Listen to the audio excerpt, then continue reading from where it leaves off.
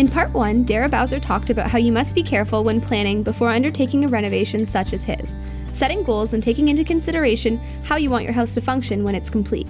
In part 2, we look at Dara's advanced heating and air conditioning system, as well as his unique cooling ponds and water harvesting methods. This is the back side of the house.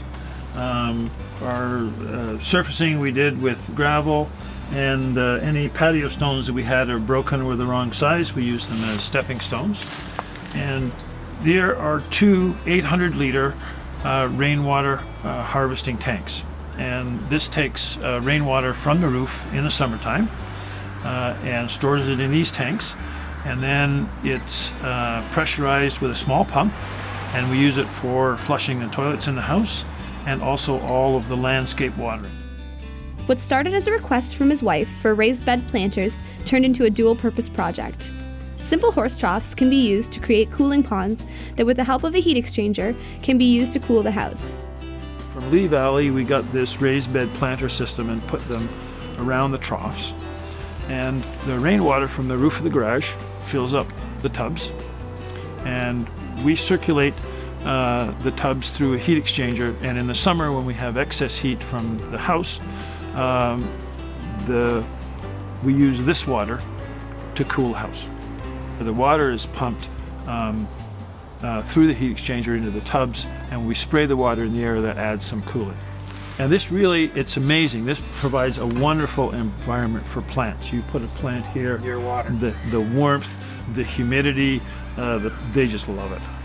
Gray water systems can significantly reduce your water usage. Just think, you could reuse all that water from your morning shower and load of laundry to flush your toilets.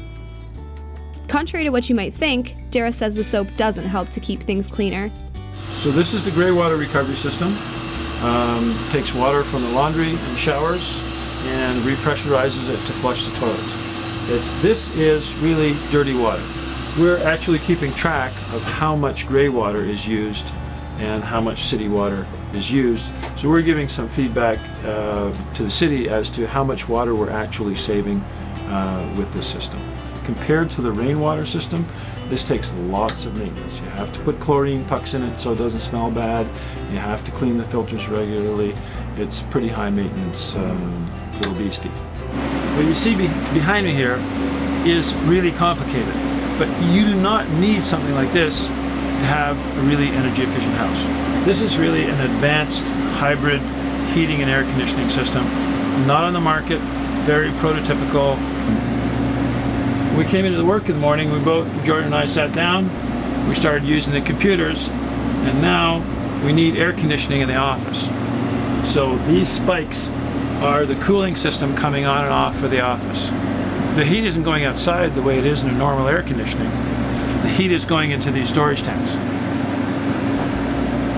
So it's raising the temperature in the storage tanks, and then the heat from these storage tanks is used to heat the shop, the rest of the house, and the domestic hot water.